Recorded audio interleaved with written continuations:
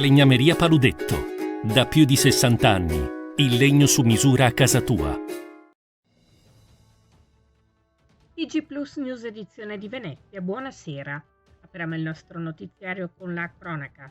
Nell'anno in corso sono state intensificate le attività di controllo dei pubblici esercizi del centro storico di Venezia e isole con una capillarizzazione di contestazione di violazioni, a partire dall'occupazione illecita di suolo pubblico e dalla produzione di rumori disturbanti, continuando poi con la verifica dei titoli autorizzativi. Complessivamente sono state contestate 1093 sanzioni che hanno interessato 284 bar e ristoranti e sono stati combinati oltre 100 provvedimenti di sospensione provvisoria dell'attività. Ulteriori dettagli delle operazioni nel nostro sito notizieplus.it. E nei prossimi giorni al Lido di Venezia saranno attivate 5 nuove telecamere volte a contrastare l'abbandono di rifiuti. Saranno collocate in prossimità di isole ecologiche già presenti e impropriamente utilizzate da alcuni cittadini come delle discariche. I costi per il posizionamento delle telecamere sono stati interamente coperti da un bando di finanziamento della Regione Veneto pari a 30.000 euro. L'analisi dei fotogrammi sarà effettuata dalla Polizia Locale di Venezia che, dopo l'individuazione dell'autore dell'abbandono, provvederà alla successiva redazione dei verbali di violazione. E con il mese di dicembre alla Casa dell'Ospitalità di Mestre è partito il Piano Freddo, servizio comunale di accoglienza e assistenza delle persone senza dimora per tutta la durata dei mesi invernali.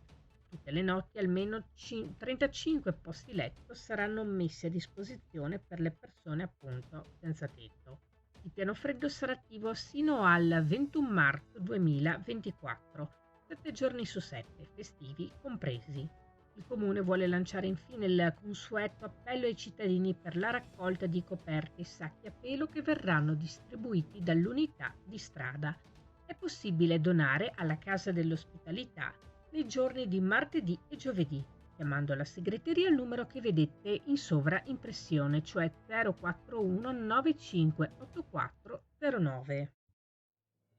Parliamo ora di sanità. Medici di famiglia e pediatri nell'ULSS 3 Serenissima. Con l'inizio del mese di dicembre si registrano altri 4 avvicendamenti, con la cessazione di 3 medici di medicina generale nel territorio del distretto di Mirano Dolo e di un pediatra nell'area della terraferma veneziana. In tutti e 4 i casi la sostituzione è immediata, con 4 nuovi professionisti individuati dall'azienda sanitaria e incaricati a titolo provvisorio. I particolari nel nostro sito notizieplus.it. Si chiude qui il nostro notiziario. Grazie per essere stati con noi. Arrivederci.